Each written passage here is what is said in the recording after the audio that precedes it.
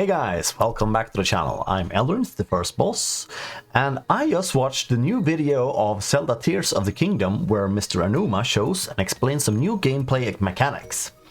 So the first ability he shows is called Recall, which reverses time of world objects, which he uses to get up to the Sky Islands by reversing time on a rock which fell from the sky.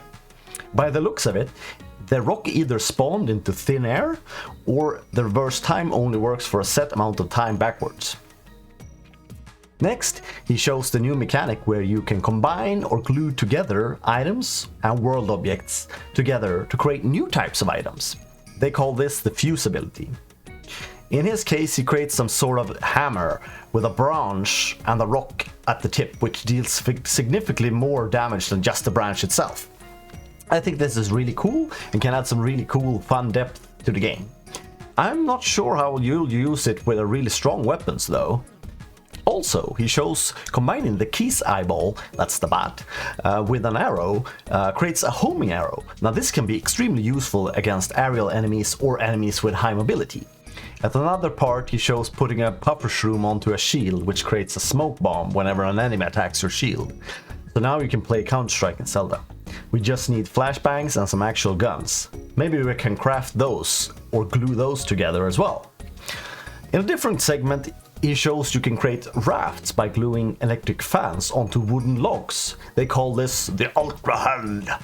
But I don't really understand why they call it this different from the fuse ability, because it's the same kind of mechanic in my opinion. Of course, you don't use it on your equipment. Anyways, when you attack the vehicle, or maybe it's the electric fans, I'm not sure, it wasn't really stated here, the fans start and you'll be shown a battery timer, and this battery timer, it's hard to know for how long it is. If you only have one electric fan, will it be shorter? And also, are you able to affect it in any different kind of way to make it even longer? And how does the regeneration of the batteries work? Is it simply when they're turned off after you attack them again? Or is it like they only regenerate during sun? Like solar powered? I don't know.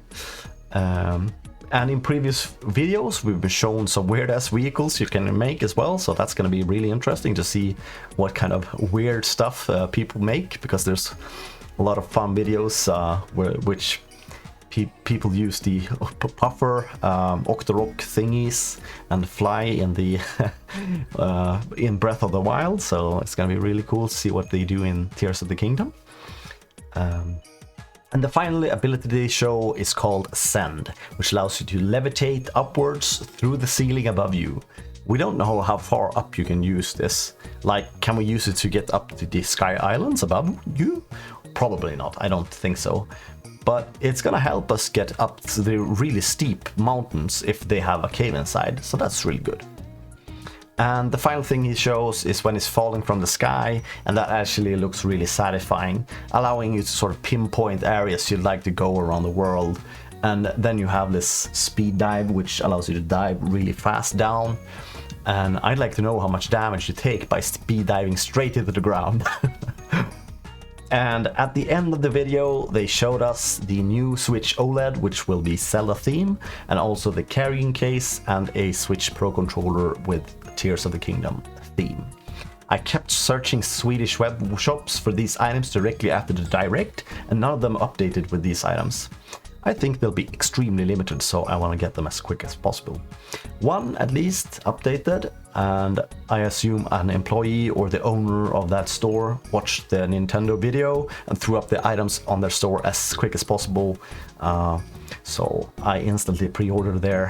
Hopefully they will actually get any items.